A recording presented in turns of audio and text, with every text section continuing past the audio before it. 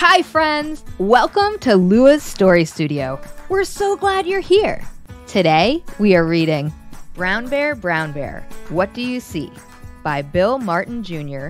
Pictures by Eric Carle. Brown Bear, what do you see? I see a red bird looking at me. Red bird, what do you see? I see a yellow duck looking at me. Yellow duck, what do you see? I see a blue horse looking at me. Blue horse, what do you see? I see a green frog looking at me. Green frog, what do you see? I see a purple cat looking at me. Purple cat, what do you see? I see a white dog looking at me. White dog, what do you see? I see a black sheep looking at me. Black sheep, what do you see? I see a goldfish looking at me. Goldfish, what do you see? I see a teacher looking at me. Teacher, what do you see?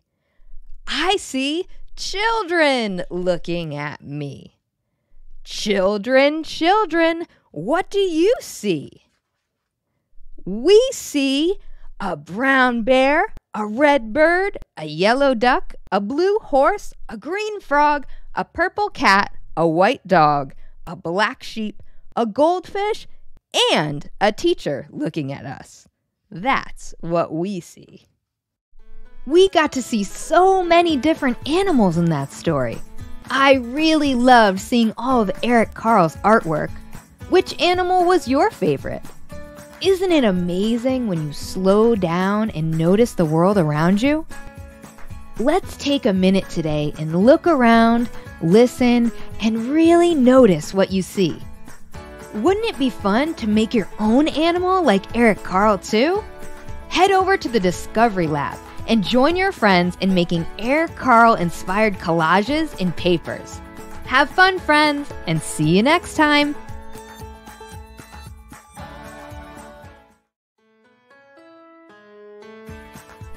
Hi, friends! Welcome to Lua's Story Studio. We're so glad you're here. Today, we are reading From Head to Toe by Eric Carle. I am a penguin, and I turn my head. Can you do it? I can do it. I am a giraffe, and I bend my neck. Can you do it? I can do it. I am a buffalo, and I raise my shoulders. Can you do it? I can do it. I am a monkey, and I wave my arms. Can you do it? I can do it. I am a seal, and I clap my hands. Can you do it? I can do it.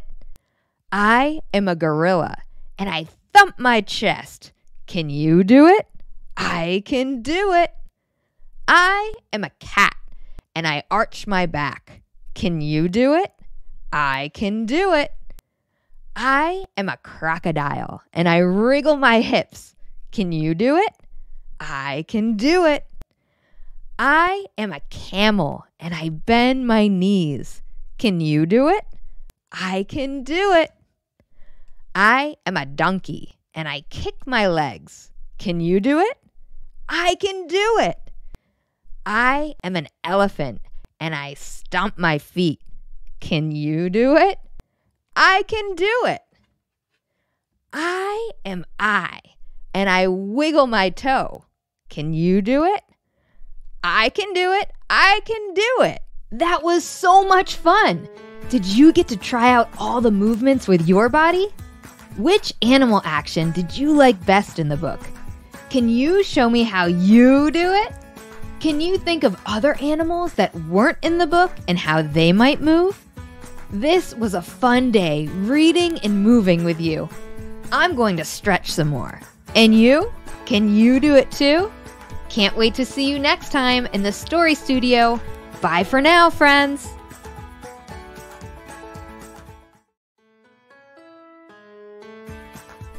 Hi, friends. Welcome to Luua's Story Studio. We're so glad you're here. Today, we are reading Polar Bear, What Do You Hear? By Bill Martin Jr., Pictures by Eric Carle. Polar Bear, what do you hear? I hear a lion roaring in my ear. Lion, what do you hear? I hear a hippopotamus snorting in my ear. Hippopotamus, what do you hear? I hear a flamingo fluting in my ear. Flamingo, what do you hear? I hear a zebra braying in my ear. Zebra, what do you hear? I hear a boa constrictor hissing in my ear. Boa constrictor, what do you hear? I hear an elephant trumpeting in my ear. Elephant, what do you hear? I hear a leopard snarling in my ear. Leopard, what do you hear? I hear a peacock yelping in my ear. Peacock, what do you hear? I hear a walrus bellowing in my ear. Walrus, what do you hear? I hear a zookeeper whistling in my ear.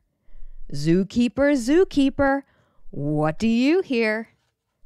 I hear children growling like a polar bear, roaring like a lion, snorting like a hippopotamus, fluting like a flamingo, braying like a zebra, hissing like a boa constrictor, trumpeting like an elephant, snarling like a leopard, yelping like a peacock, bellowing like a walrus. That's what I hear. Wow, that book was amazing! We explored the world of sounds. What a great time it was learning about all the different animal sounds. What was your favorite animal and sound in the book? Can you practice making sounds just like the animals? What about closing your eyes right now and listening to what you hear in your ears? Do you hear cars? The trees? Birds? Someone in your house calling you? See how many things you can listen for today. Have fun, readers. Can't wait to see you next time in the Story Studio. Hi, friends. Welcome to Luua's Story Studio. We're so glad you're here. Today, we are reading Panda Bear, What Do You See? By Bill Martin Jr., Pictures by Eric Carle. Panda Bear, what do you see? I see a bald eagle soaring by me. Bald eagle, what do you see? I see a water buffalo charging by me. Water buffalo, what do you see? I see a spider monkey swinging by me. Spider monkey, what do you see? I see a green turtle swimming by me. Green turtle, what do you see? I see a macaroni penguin strutting by me. Macaroni penguin, what do you see? I see a sea lion splashing by me. Sea lion, what do you see? I see a red wolf sneaking by me. Red wolf, what do you see? I see a whooping crane flying by me. Whooping crane, what do you see? I see a black panther strolling by me. Black panther, what do you see? I see a dreaming child watching over me. Dreaming child, what do you see? I see a panda bear, a bald eagle, a water buffalo, a spider monkey, a green sea turtle, a macaroni penguin, a sea lion, a red wolf, a whooping crane, and a black panther. All wild and free. That's what I see. We got to see so many different animals in that story. I really loved seeing all of Eric Carle's artwork. Can you remember some of the sounds the animals make? What was your favorite? We even got to meet a dreaming child in this book. Do you ever remember your dreams? Did you know you can learn to visualize things that you want to make happen? It's a great way to start your dreams each night. Head over and dream with the Femons. They teach you how. Have fun, friends, and see you next time. Hi, friends. Welcome to Lua's Story Studio. We're so glad you're here. Today, we are reading Slowly, Slowly, Slowly, said the Sloth by Eric Carle. Slowly, slowly, slowly, a sloth crawled along a branch of a tree. Slowly, slowly, slowly, the sloth ate a leaf. Slowly, slowly, slowly, the sloth fell asleep. Slowly, slowly, slowly, the sloth woke up. All day long, the sloth hung upside down in the tree. All night long, the sloth hung upside down in the tree. Even when it rained, the sloth hung upside down in the tree. "Why are you so slow?" the howler monkey asked one day. But the sloth didn't answer. "Why are you so quiet?" the caiman asked. But the sloth didn't answer. "Why are you so boring?" the anteater asked. But the sloth didn't answer. "Tell me," said the jaguar, "why are you so lazy?" The sloth thought and thought and thought for a long, long, long time. Finally, the sloth replied, "It is true that I am slow, quiet, and boring. I am lackadaisical, I dawdle, and I dilly-dally. I am also unflappable, languid, stoic, impassive, sluggish, lethargic, placid, calm, mellow, laid back, and, well, slothful. I am relaxed and tranquil, and I like to live in peace, but I am not lazy." Then the sloth yawned and said, "That's just how I am. I like to do things slowly, slowly, slowly." Wasn't it wonderful to explore the beauty of the rainforest and learn from our slow-moving friend? Why do you think the sloth likes to take things slowly? How does it help him in his daily life? The sloth enjoys spending time alone and reflecting. What are some activities or hobbies that you enjoy doing on your own? How do they make you feel? The world has its own rhythm, and sometimes it's okay to slow down, observe, and appreciate the little things around us. Keep embracing the peacefulness of the sloth and find joy in the moments that unfold slowly. I had so much fun reading you that story. Can't wait to see you next time in the Story Studio.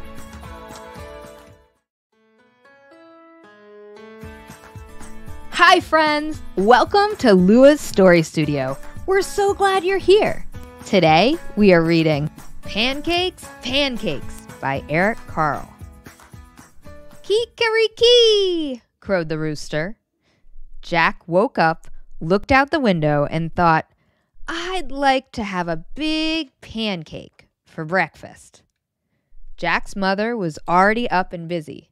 "Mother," Jack said, "I'd like to have a big pancake for breakfast." "I am busy, and you will have to help me," she said. "How can I help?" asked Jack. "We'll need some flour," she replied.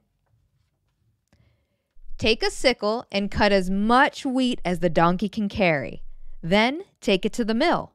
The mill will grind it into flour." When Jack had cut enough wheat, he put it on the donkey's back and took it to the miller. "Can you grind this wheat for me?" he asked. "I need it for a big pancake." "First, we must separate the grain from the chaff," said the miller. He gave Jack a flail and spread the wheat onto the ground. The miller took another flail and began to beat the wheat with it. Jack helped with the threshing, and soon there was a big pile of straw and chaff, and a small pile of grain. The miller poured the grain on a large flat stone. On top of it was a round millstone connected to the water wheel on the outside. The water wheel turned round and round, turning the millstone round and round too to grind the grain into flour. At last, the miller handed Jack a bag of flour. "Here's the flour," shouted Jack. "Let's make a pancake." But his mother said, "Now we need an egg." Jack went to the black hen and fed her some grain that had slipped into his pocket when he had been threshing. "Cluck, cluck," said the black hen, and went inside the hen house. Then she said, "Cluck, cluck," once more and laid an egg. "Here's an egg," shouted Jack. "Let's make a pancake." But his mother said, "Now we need some milk." Jack went to the spotted cow and began to milk her. "Moo, moo," said the spotted cow as the milk squirted into the pail.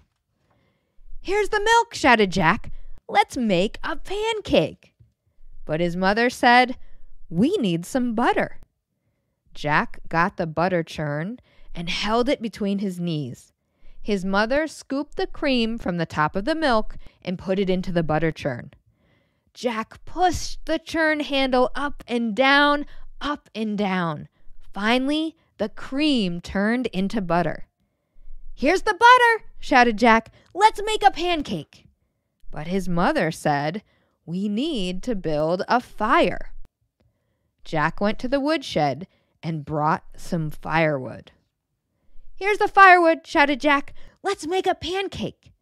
But his mother said, "Wouldn't you like to have something sweet on your pancake?"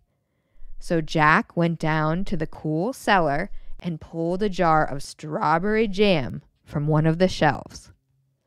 "Here's the strawberry jam," shouted Jack. "Let's make a pancake." In the kitchen, Jack's mother had filled the table with the flour, the egg, the milk, the butter.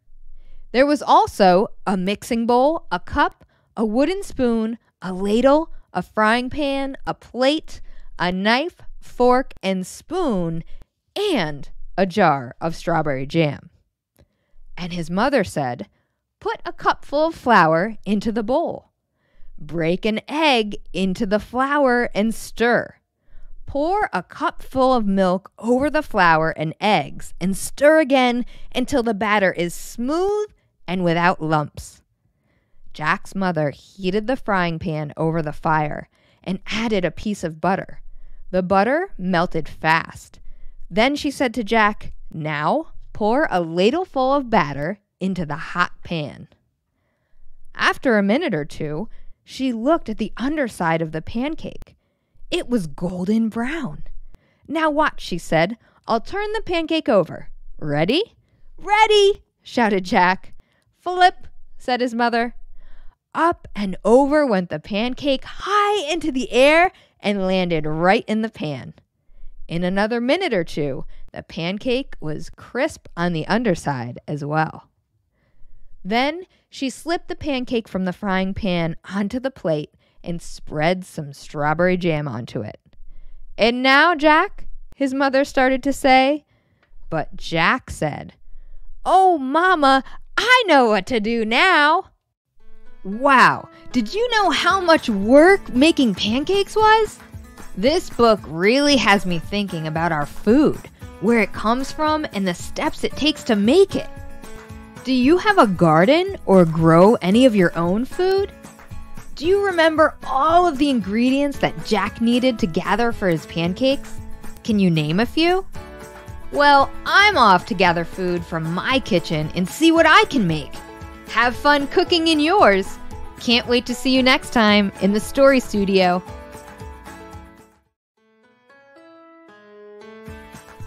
Hi friends! Welcome to Lua's Story Studio. We're so glad you're here. Today we are reading The Tiny Seed by Eric Carle. It is autumn. A strong wind is blowing. It blows flower seeds high in the air and carries them far across the land. One of the seeds is tiny, smaller than any of the others. Will it be able to keep up with the others? And where are they all going? One of the seeds flies higher than the others. Up, up it goes. It flies too high, and the sun's hot rays burn it up. But the tiny seed sails on with the others. Another seed lands on a tall, icy mountain. The ice never melts, and the seed cannot grow. The rest of the seeds fly on, but the tiny seed does not go as fast as the others. Now they fly over the ocean. One seed falls into the water and drowns. The others sail on with the wind, but the tiny seed does not go as high as the others. One seed drifts down onto the desert. It is hot and dry, and the seed cannot grow. Now the tiny seed is flying very low, but the wind pushes it on with the others. Finally, the wind stops, and the seeds fall gently on the ground.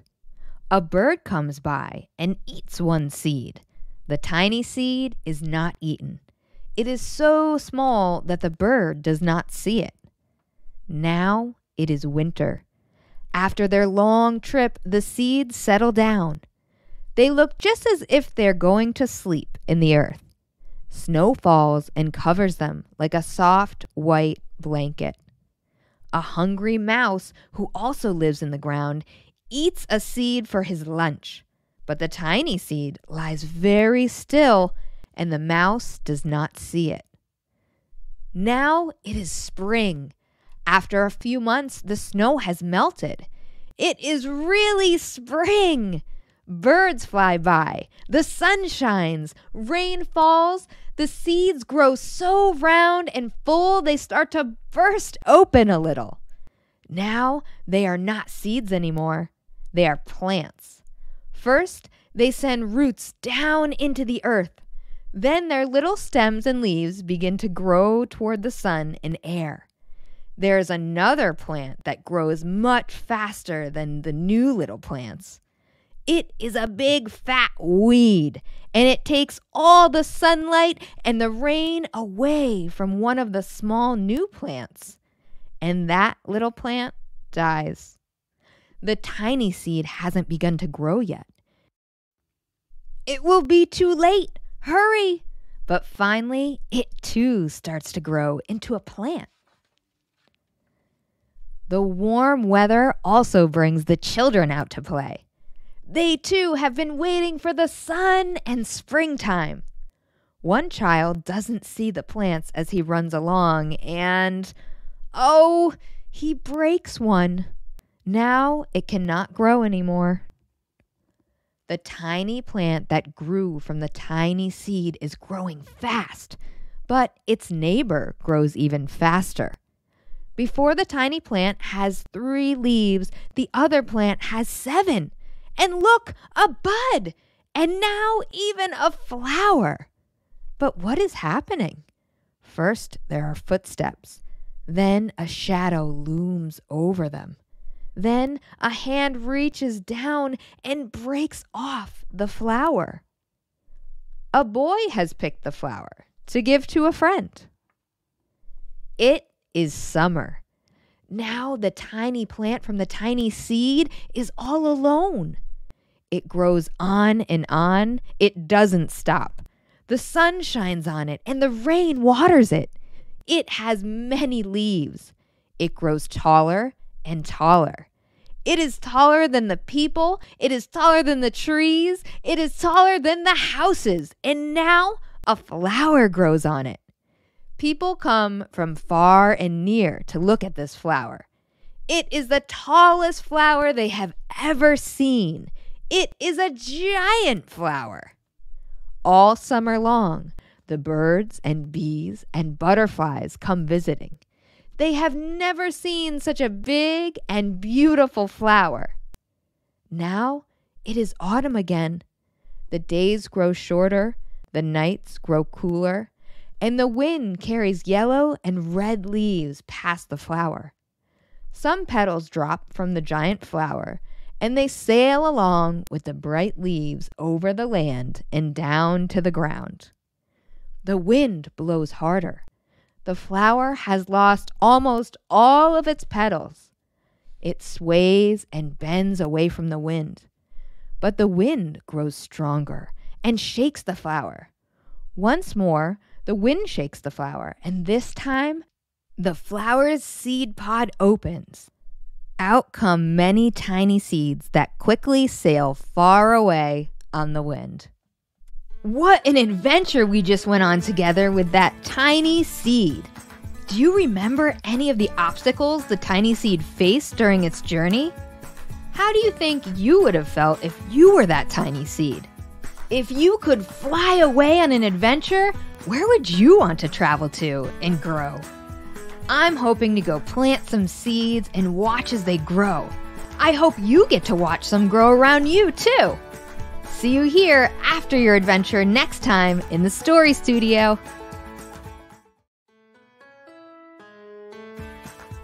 Hi friends, welcome to Lua's Story Studio. We're so glad you're here. Today we are reading The Very Hungry Caterpillar by Eric Carle. In the light of the moon, a little egg lay on a leaf. One Sunday morning, the warm sun came up and pop, out of the egg came a tiny and very hungry caterpillar. He started to look for some food. On Monday, he ate through one apple, but he was still hungry. On Tuesday, he ate through 2 pears, but he was still hungry. On Wednesday, he ate through 3 plums, but he was still hungry.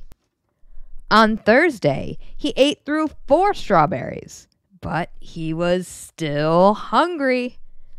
On Friday, he ate through 5 oranges, but he was still hungry.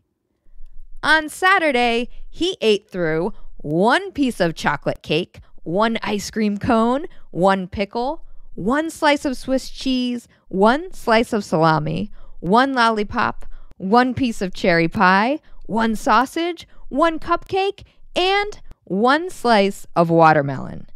That night, he had a stomachache. The next day was Sunday again.